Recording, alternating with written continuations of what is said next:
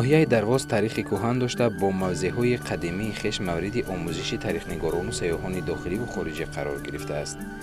мавқеи ҷуғрофӣ, ҷойгиршавии минтақа, табиати зебою нотакрор, мавзеъҳои хушобу ҳаво ва растаниҳои шифобахшаш метавонад барои инкишофи соҳаи туризм дар минтақа васеъ истифода шавад. дарвоз аз назари иқлимӣ минтақае ҳаст, ки дорои се камарбандӣ аст, дорои се камарбанд аст. яке ҳамин ки лаблаби дарёи Панҷ аст ва ин минтақаи субтропикияш аст. яъне ки аз назари субтропикӣ дар тоҷикистон нисбат ба ҳама минтақаҳои дигар гармтар аст. ва фарқияш ба он аст, ки агар фарз кунем дар минтақаҳои субтропикӣ водии вахш агар ки тобистон гармо бошад, вале зимистон сармо аст, вале дар ин сармо нест. ба ин хотирам ватани анҷиру анор аст. یعنی هر فرض کنیم در دیگر منطقه ها اگر انجیر انار زیر خاک کنن، اینجا در حالت طبیعیش همیشه نگاه داشته میشه. وطنی انجیر انار است. و دیدیم که کمربندیش با بالاتر از اون منطقه سوبتروپیکی است که با چی است؟ روی جای باغ و غله‌کاری و که در منطقه بالاتر زمینا برای کشاورزی باب مجبورن. و سه منطقه سرد است. مثل بالا که اون از 2300 تا 3000 متر است و اونجا منطقه چاره‌داری و غله‌کاری اینا است. یعنی هر یک این کمربندی گفتیم برای خودش یک ویژگی خاص دارد. یعنی که اینجا جای انجیر و انار است، اونجا جای غله‌کاری است، اونجا جای چاره‌داری است و هرچند که منطقه از نظر کوهی در نظر کم زمین سرسابد که ولیکن آب زیاد دارد و میتون در هر جایی که باغداری کنی اونجا حاصل بگیرید. یعنی در درون سنگ انجیر می روید، در درون سنگ انار می روید. این گونه منطقه است. висхар деҳаи хурдакак است در ناحیه درواز. این دهه اگر از یک طرف مشاهده اولین تشریف کنندگان را با حدود خرد بودنش به خود جلب می کند، از جانب دیگر با طبیعت افسونکار و میوه های شهبارش همگان را به حیرت می گذارد. هر یک سنگ و کوه و آب و مغزار و چشمسار و دیگر معجزات کوهستان در چشم و قلب بیننده نظرافکنی می کند. میدانیم کلونشیم و همی بود هواش و همی طبیعتش کار زندگی کردیم. شکرانه خدا که ساز یگان کمبودی را ندیم، همش نقص. در همین درواز با فکرم اینجا جای خودترش نیست. همه طرفش چهارمغز، سیب و آلوچه و آلبولی و زمین او، همین او بگو او خوزی در قدم زگیم و درون یوای. اینا ما شفابخش هم بگیم خطا نمیکنیم، او یخوش هم بگیم خطا نمیکنیم. همه طرفه او یخی، ای تای لازر میوای. چشمه بسیار چشمه شفابخش است. که خیلی را تحقیقات کردن در کار آنالیز گرفتن در کار کام شفابخش همه چشمه ای پیریخو میوای، ای تای برف ای او صاف توزه خیلی کمه. همه وقت خیلی که یک پیولش بگو یک دم خورده نمیتونی. هم یک پیولش دندونات میکفنه خیلی که توزه در پیوله و کاسه و میگیری فرق نمیگه. همین البته خالیه نیک نه او داره درونش پریوای توزه بهترین اوای. دیها 18 کیلومتر همین آب جاری می شود. درازی همین جاری شوی آب 18 کیلومتر است و سرچشمه این آب از چشمه های شفابخش و پیریخ ها سرچشمه می گیرد و آبش بسیار شیرین است. آبش بسیار گوارا است برای خوردن و خصوصیت طبابتی نیز دارد. البته در دیها که مردم زندگی میکنن باز با چربه‌داری نیز مشغول هستند. در اینجا бузу гӯспанд доранд, гов доранд ва давраи тобистон боз ҷои чарогоҳҳое доранд, ки тобистона ба он ҷо равон мекунанд. дар хона инчунин мурғ ва мурғи марҷон низ парвариш карда мешавад.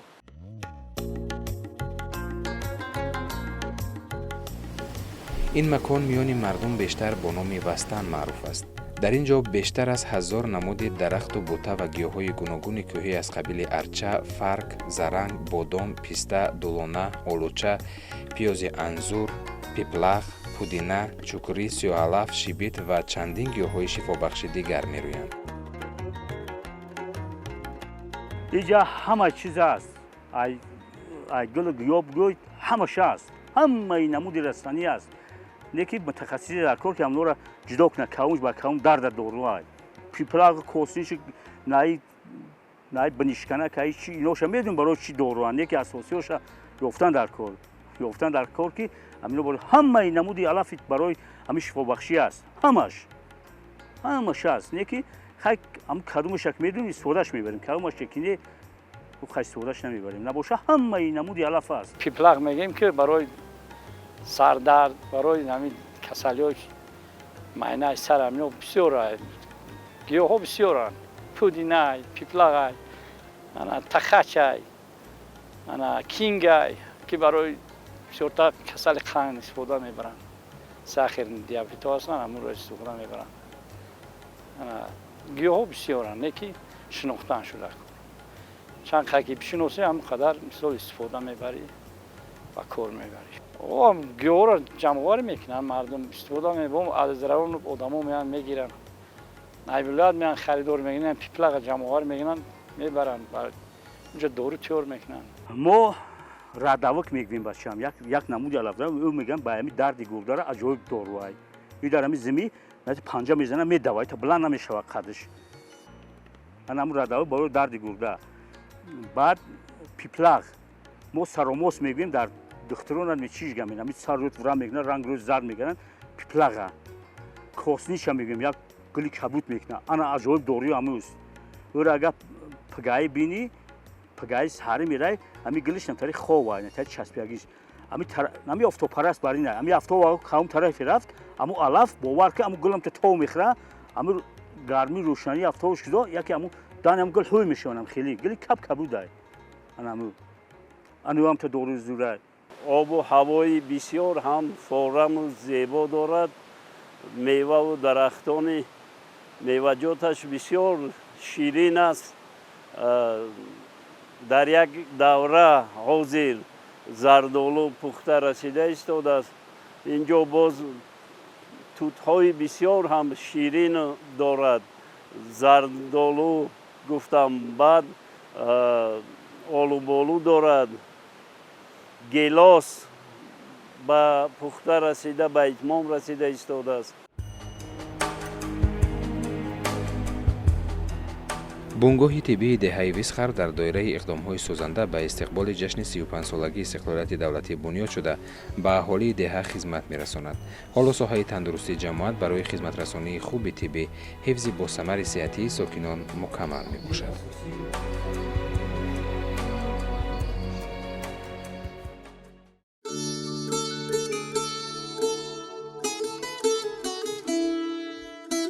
боду ҳавои деҳа дар баробари ба сабзиши растаниҳои худрӯи мусоид будан ҳамзамон дар ин ҷо картошка низ хуб нашонамо мекунад. сайдалӣ вализода сокини 60-солаи ин диёр ҳамасола ин ҷо ки тақрибан аз манзили истиқоматиаш 11 километр дуртар аст ба картошкапарварӣ машғул мешавад ва ҳосили дилхоҳ низ ба даст меорад.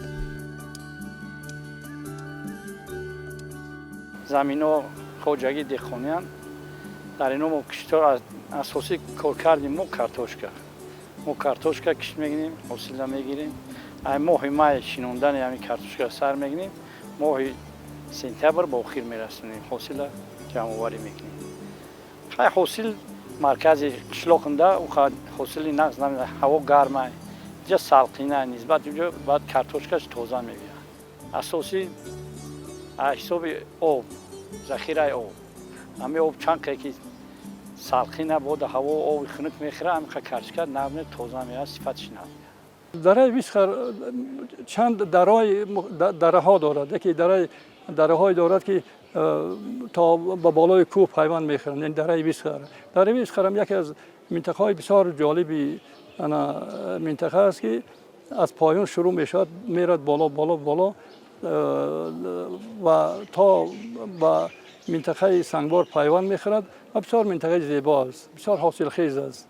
سر ویسخر زمیندار است، جای چهارمغز است، جای باغداری است، جای زراعتکاری است و بسیار منطقه برای زندگی، برای استراحت، برای معالجه بسیار حتی بیماری های نفسی تجربه کردن که خیلی مؤثر است.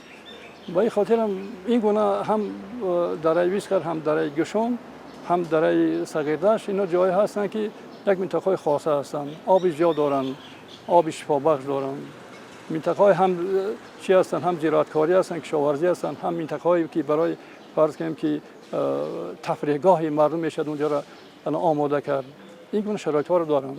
کارتوشکا اساسی برای کارتوشکا بگوی این وطن ما برای هم کارتوشکا خداوند هم کارتوشکا را آفریده است. بخدا همین کارتوشکا خیلی مسعود رحمتی پدرم کارتوشکا پرور بود. اگر باور کنی من تمام همین ناحیه را، همین ناحیه دروازه خیمه، همین خوجگی و 5 خوجگی بیم، همین ناحیه را کارتوشکا تامین میکردیم.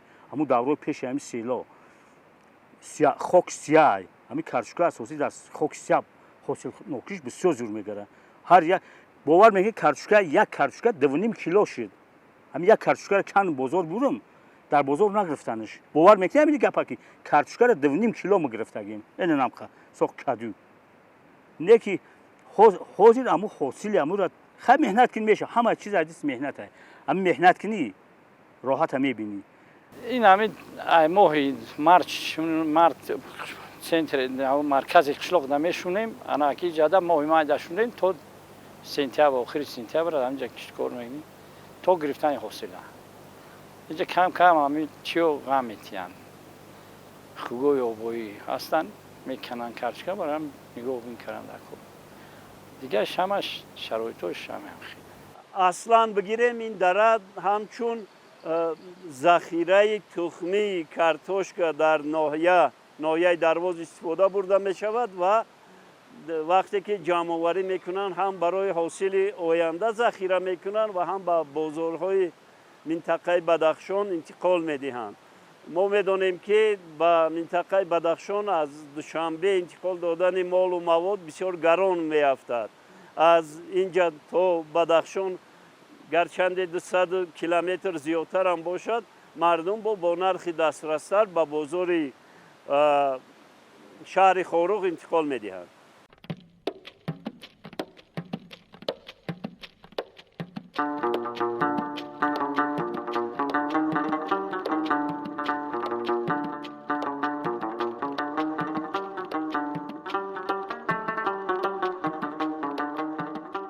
واقعا هم خاک و آب و هوای مناسب در این ناحیه برای پرورش زردآلو، سیب و انار، انجیر در مجموع تمام میوه‌جات مساعد است. عین حال موسم پختن زردآلو و جمع‌آوری و خشک‌کنیدن هم فرا رسیده است. به گفته ساکنان امسال باد و هوا مساعد آمد و تمام درختان پربارند.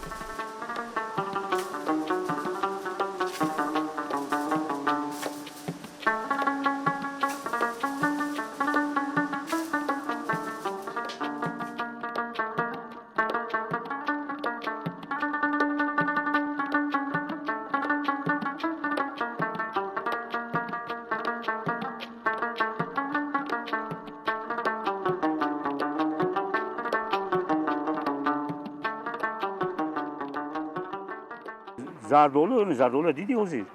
زردآلو دیگه شو شاخه گنی اومد تای پوز بزنم همش شکستن. همین سراشو در زمین همش شکستن، چوب شاخه گنی افتیستن میزنیم. زردآلو میوه خیلی میوه اینه سیب ببین، گیلاس ببین، زردآلو ببین.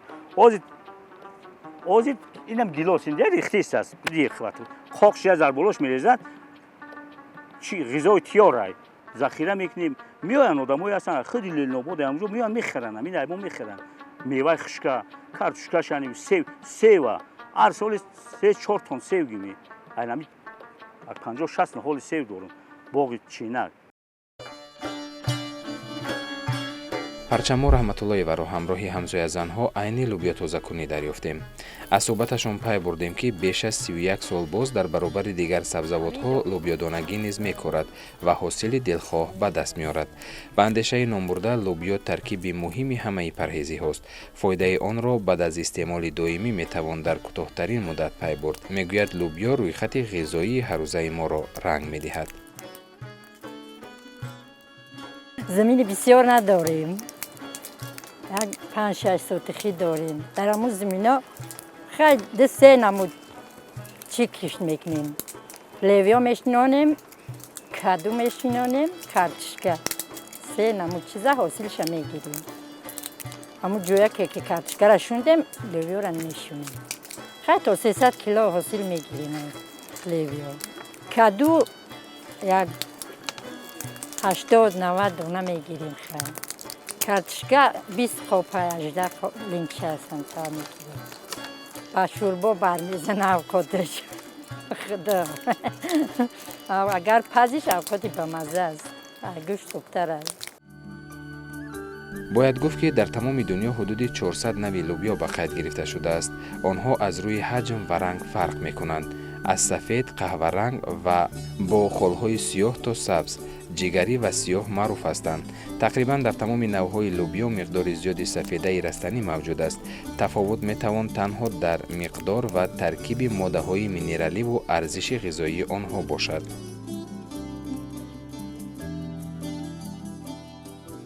10 намуд левиё дорем дар ҳамин заминомон. 10 намуд. зиёдтар, 10 намудам зиёдтар. якаш пингвин ном дора, нархаш 20 сомонай. хайнаи алачаш сирхи сфед аст 18 сомонай. хайнаи сфедакора савдо намекунем. ин ҳосилаш камай, барои хӯрдани худ муҳимем. ин тез паза месохти мошай. ماشینا چو میبرن از خطلان از سوغد از دوشنبه برای گرفتن این میوه و میآیند. 4 لینچه لوبیا می فروشیم، 20 لینچه آرد میگیریم. خوراک زمستانه، درآمد خوب. بعد پولی همین لوبیا را میفروشیم، چهارمغز میفروشیم، خوک میفروشیم، زلال میچینیم، آلوچه قاق، زردآلو قاق، همه را سودا میکنیم. خوراکای زمستان ذخیره میکنیم تا ماه می.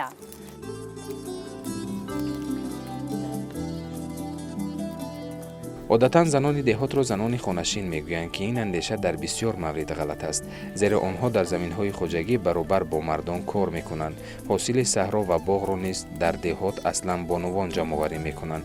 таври худи онҳо мегӯянд мо бекору хонашин нестем, мо бонувони коргарем. ақида доранд чанд тан аз бонувоне ки суҳбаткунон лӯбиё тоза мекарданд. меҳнат кунӣ роҳат ча мебинӣ. касе ба касе кор надорад. заминта мешинонӣ, ҳосилша худат мегирӣ, просто мебарӣ. замин замини давлат, ҳосилшай халқ. халқ меҳнат мекунад, мехӯрад. беҳтарин неъмат аст. аз сулҳу осоишта беҳтарин неъмат ҳечи нест.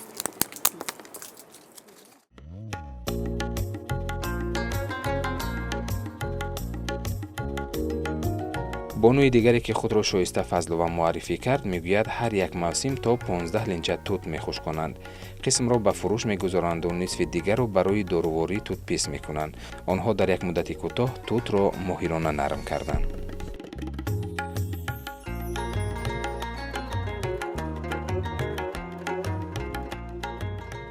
در دوره قینی بداید برای همین خوجگی بسیار نقد بود. از پیشتر چی در زندگی بسیار چی نبود. چی کردیم زندگی در آرد نبود. چیز نبود، زندگی خوب نبود. برای همین توت پرتای استفاده میبردن در گنجوها، در خنبنا میتپیدن و در یک لو و تشچه میکندن و میخوردن و جرغات.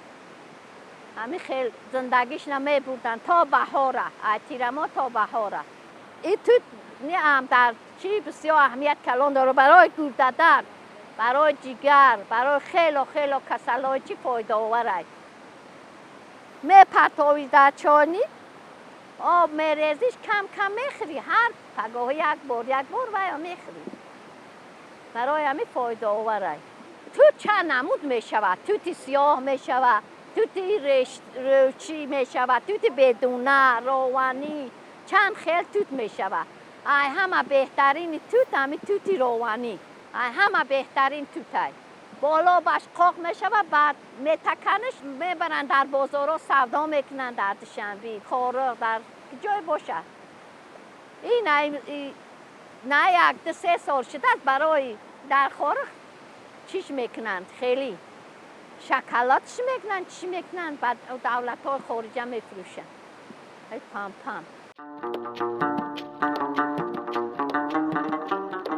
این کار را آنها بیشتر در فصل تیر ماه انجام میدهند. غیر از توت همچنین برای آماده کردن خوراک دانه زردآلو و چهارمغز را نیز همین گونه با این سنگ باباگی میده میکنند.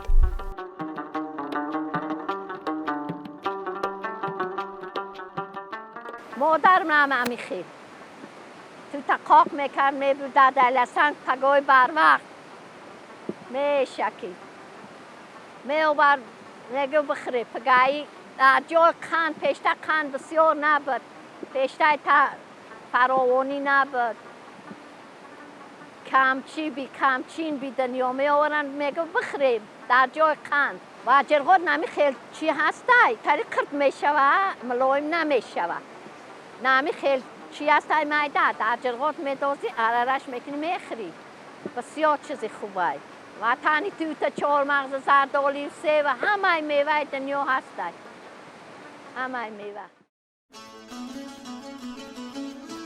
همین را باید قید نمود که توت میوه استعمالی انسان است که ماه‌های می، ایون، ایول وابسته به مکان پرورش میپزد.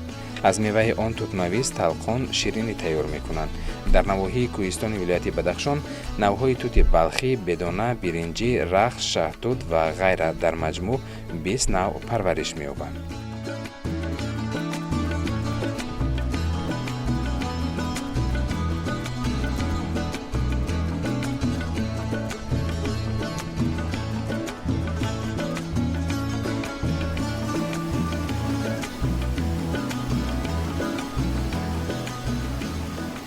با نظرداشت آنکه 93% جمهوری را کوهستان اشغال می‌نماید، برای تشکیل و پرورش نمودن زنبور عسل قلعه میباشد. در جمهوری امکان دارد که زیاده از 600,000 عائله زنبور عسل پرورش کرده سال 8 تا 10,000 تن عسل از جهت اکولوژی تازه، مقدار زیادی محصولات دیگری زنبور عسل استحصال کرده شود. دره وستن دهه وسقوی ناحیه درواز نیز مکان پرورش و نگاه‌بینی زنبور عسل است. در منطقه از همه بالاترینش وستن نام دارد که در اونجا منمون علف جمع‌آوری میکنند مردم برای ذخیره زمستان گذرانی چاروایشون و در یک وقت همون زنبور عسل رو به همونجا انتقال میدهند و من همین حاضر علاکه زنبور عسل دوم مراتبه حاصلش رو جمع‌آوری کرده ایستادن و محض همین حاصلش این یک حاصلی است که شفا بخش است. همون از گل و گیاهای همین دره عسل جمع‌آوری کرده می شود. ما میدونیم که زنبور تا 7 کیلومتر پرواز میکنه. البته این در همین دوره بهترین عسل به دست میارند و زمین های همون دره وستن بالا چقدر که ما بالا رویم همین دیهه با زمیناش وسیع‌تر است و برای پرورش کارتوشکا بسیار مساعد از باد و هواش.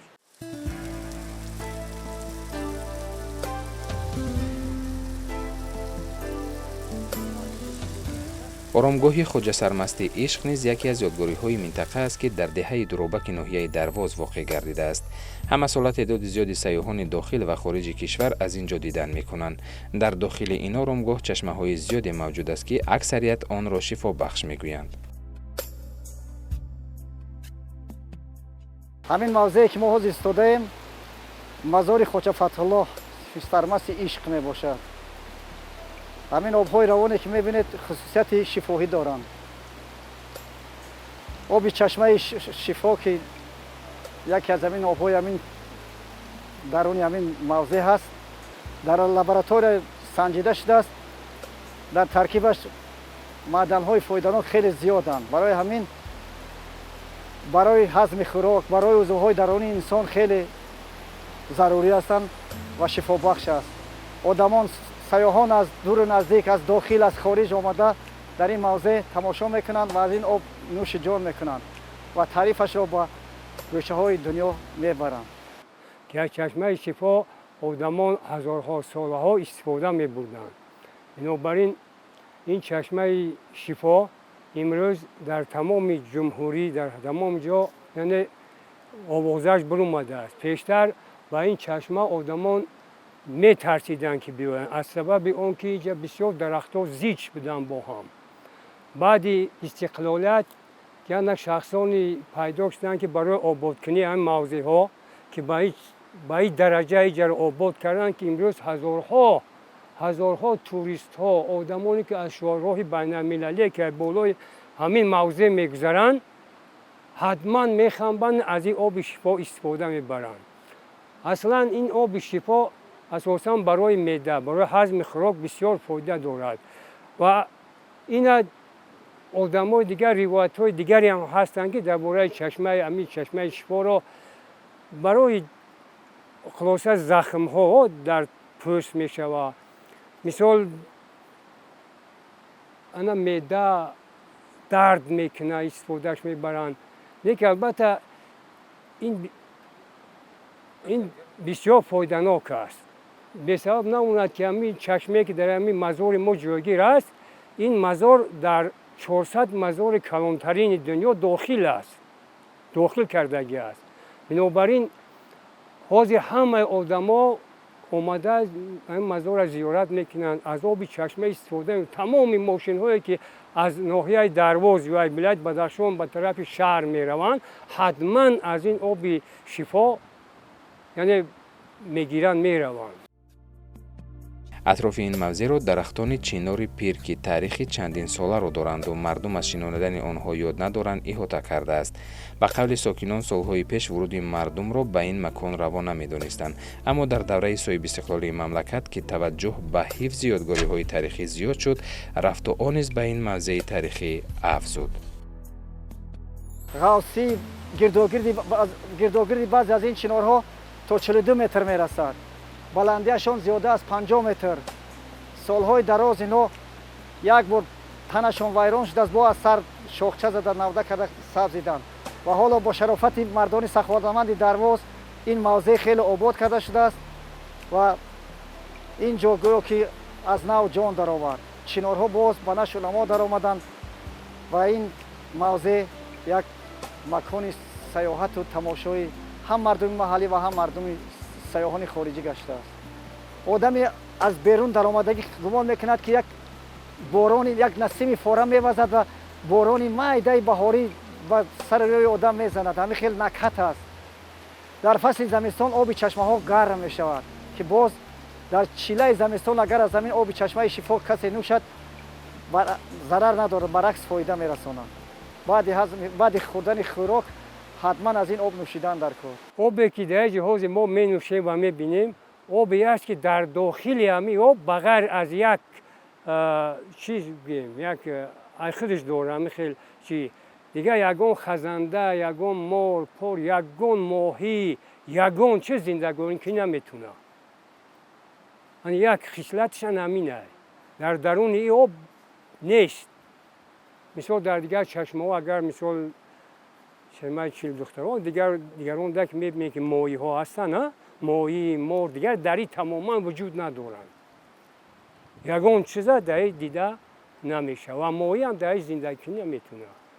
оби чунон тоза ҳастанд ки то ҳозиранд. баъзе ҳамин одамое ки мисол мошин доранд ку оби аккумулятор аст ку оби дистиллясия тоза карда аз ҳамин об истифода мебаранд. тозагии об чӣ хел тоза ҳастад. имрӯз یا با از آن جمله در زوادی که در همین قشلاق ساخته شده است و طوری وسیع استفاده می‌کنند در مغازه‌های شهرهای دوشنبه، ولایت سوخ، ختلان، ولایت بدخشان بسیار استفاده می‌برند حاضر. این همین چنار است، این دروازه‌اش در بالا مانده است، خودش از دیوار پایون است در کلانش که درونش همین کشوده بود. قریب 15-20 آدم همین دوره می‌ایستاد. در درون اگر یگان پلاس می‌پرتافتی یا که دستارخوان می‌پرتافتی 10-20 آدم می‌گنجید که همین گرد در درون چنار می‌ایستاد. یک خانه کلان بر این بود. هست این همین. حالا همین درش از این طرف همین قدر مانده است، از طرف پایون خیلی کلانتر است. آبش همه وقت همین در بهاران کمتر دریاتر می‌شود. دیگر تمام سال همین خیلی میماند، کم نمی‌شود. همه وقت آبشاران است. از همه گوشه‌های همین موضع آب چشمه می‌براید. لیکن هر کدامش از یکدیگر فرق دارد. وقتی که ما آب سه چشمه آب چشمه شفا را و دو چشمه پهلوش در لابراتوار برده سنجیدن همین بچه‌های در همونجا کار می‌کردگی ترکیب یک تاش به دیگرش مانند نیست. در اصل می‌بینیم گویا که نامش از یک جا می‌برند لیکن ترکیبشون گوناگون است. آب شفا از همه معدن‌های مینرالی زیادتر داده در ترکیبش. دویر به آموزش کتاب تاجیکان باباجان غفورов باشد میان ساکنان ناحیه درواز نیز آزمون و خوانش‌های بدیعی تشکیل گردیدند. باید گفت که در اساس دستور پیشوای ملت پرزیدنت جمهوری تاجیکستان محترم امامعلی رحمان ضمن ارائه پیام به پارلمان کشور کتاب تاجیکان علامه باباجان غفورov چاپ شده به هر یک عائله کشور دسترس گردید که آن در راه درک خودآگاهی و خودشناسی نورسان و جوانان نقش باسازا می‌گذارد. این بسیار اقدام خوب بود. یعنی که موضوع این که کتاب تاجیکان در هر خانواده تقسیم شد و مردم با او آشنا شدند، یک اقدام یک موضوع است که مردم با خودشناسی می‌آورد، با خودآگاهی می‌آورد.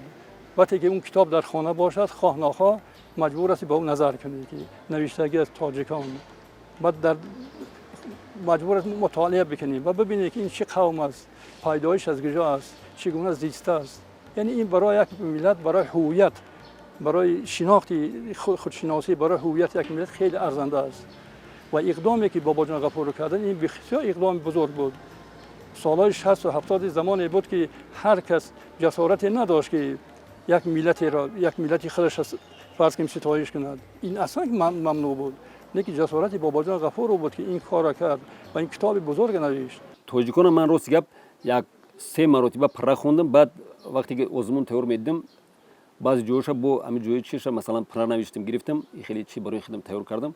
من وقتی که همین یک چند روز پیش امر پرزیدنت جمهوری اسلامی محترم رحمان برآمده است درباره آزمون کتاب تاجیکان درباره سال 2021 گذراندم بسیار خرسند شدم به خاطر اینکه در اونجا بسیار یک سابقه داده است برای چیو هم خوانندگان از سیمی 5 تا 9 الوهیدن از سیمی 10 11 الوهیدن دانشجو ماگістرانتو اسپیرانتو الوهیدن آموزگارو حتی الوهیدن و شخصان کلانسال سین سال گوناگون و دیگران و بسیار خرسند دیگرشون است که حضور اگر خاطر کنم 96 تا یا 1094 تا سوالای بسیار یک چیزی مثلا سابقه داده است و همون سوال پر از درون همین کتاب تاجیکان گرفتن و تصور کنید که برای ما بسیار سابقه هم و هم برای دوباران سابقه داده است. مثلا وای میدونیم سوالا را از مابین همون سوال‌ها میتیاد دوباران برای دوباره سابقه برای ما مثلا سابقه اما 1094 سوال از یاد کن بهتر میشه. بعد ادبیات مطالعه شدگی را پیشنهاد کرده است که بسیار چیزی خوب است. مثلا تمام کتاب‌های هستن و تاجیکان از زمان چی گرفته است باباجان غفور از زمان استفاده کرده است منبع‌های مثلا استفاده شده و باز بعضی چیزایی که درباره تاجیکان و درباره خلق تاجیک گفته شدن. مورد ذکر است که در ناحیه درواز نیز اکثریت عائله‌ها کتاب تاجیکان علامه باباجان غفورov را دستجمانه می‌خوانند و محتوای هر یک صحیفه را به همدیگر شرح می‌دهند. مطالعه این اثر تاریخی تفکر و جهانبینی خواننده را وسیع می‌نماید و خواننده ذکی از تاریخ و فرهنگ مدنیت ملت تاجیک آگاهی بیشتر پیدا می‌کند. عائله وطن فارو در ناحیه درواز همچون عائله کتاب دوست می‌شناسند و اعضای این عائله در آزمون‌های گوناگون اشتراک نموده سزاوار جای‌ها نیز گشتند. در عائله ما راستی شودروان پدرم بسیار کتاب می‌خوندن و هر روز اگر خطا نکنم 2 تا 3 تا کتاب اینا می‌خوندن و وقتی که کتاب می‌افتم بسیار خرسند می‌شدن. من وقتی که در محرر روزنامه بودم در شهر دوشنبه آمدم حتما کتاب می‌پرسیدن و روزنامه می‌پرسیدن روزنامه مجله اگر نمی‌آوردم بسیار خفه می‌شدم. من مثلا یک وقت بسیار کاری سراسیمه تجلیل برام نمی‌آوردم чанд рӯз хати ман гап назаданд. баъд чанд бор чӣ карданд. дар ҳақиқат ҳамин хел буд. ва баъд аз он модарам вақте падарам китоб мехонд, ҳатман модарам мехонд. баъд ин хай ман мехондам, баъд додарам вай мехонд. хушбахтона дар мо тамоми ман ҳамин фарзандон соҳиби маълумоти олӣ ҳастем. мо падарам ҳамин хел мегуфт ки ҳатман диплом бигиред, ҳатман маълумоти диплом маълумоти олӣ ба дасти ман битие, баъд ихтиёртон ки ҳатман кӯшиш кунед ки маълумот бигиред. маълумот падарам доим таъкид мекард ки беҳтарин чиз инсон бояд ки доим агар мегуфт ки агар бузургвор гуфтааст ки агар донишмандам набошӣ кӯшиш кун ҳатман доно бошӣ. Нами келиним медсестрай як нимсола нами бачааш будааст ки балниста мерафт и қатимо афсонашу нақл мекардам. хайр чишу мекардам ки хов кунам қатимо. шав мерафт смена мештишт ино қатима буданд. оилаи мо амин сол дар озмуи фурӯсиду будоноӣ 7 нафар иштирок карданд. мана 2 нафар донишҷӯ будем дар чӣ иштирок карданд. 2 нафар донишҷӯмон дар душанбе иштирок карданд. як нафараш хайр даври ҷумҳуриявида чӣ душанбе гузашт, шаҳри душанбе гузашт, як нафар дигар нагузашт ноҳавида. аз мо 5 нафар дар инҷо иштирок кардем. 2 нафар нагузаштанд, 3 нафар гузаштем вилоят, даври вилоята ҳар се ҷо якум гирифтем гузаштем. ман манай бародарам, баъд як фарзандам. ҳамашон набоша ҳамамо иштирок мекунем. пурра аз мо иштирок мекунем. ҳам адабиёти бачагона дорем, ҳам адабиёти классик дорем, ҳам муосир дорем, ҳам ҷаҳон дорем. ҳамаш иштирок мекунем. шабонарӯз мехонам. ман баъзан шаб мехезам, хайр чароғ дагиро мегум нахонен охи чашмото мега ягон чӣ намекунад. лекин ман фикр мекунам аз китоб ягон кас зарар намебинад. ман худорамати падарам 76 сола буд, шав рӯз мехонд. умуман беачкӣ мехонд.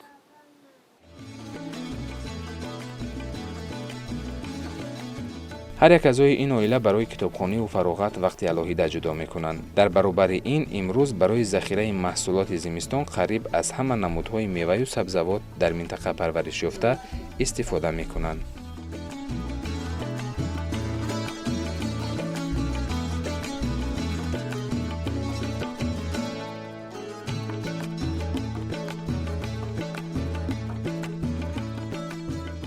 имсол бо истифода аз шароити мусоид дар ҳар як хона аз помидору бодиринг, карам, мевагӣ ва дигар намуди маҳсулоти кишоварзӣ хӯришҳои гуногун, мураббо, консерваҳо ва шарбату афшура омода карда истоданд.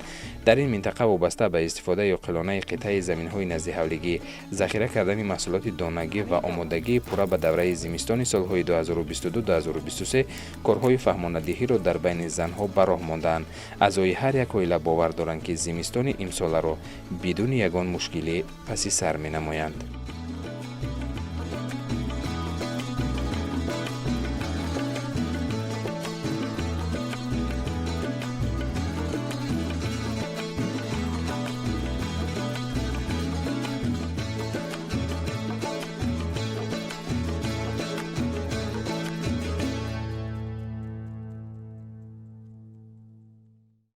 thank you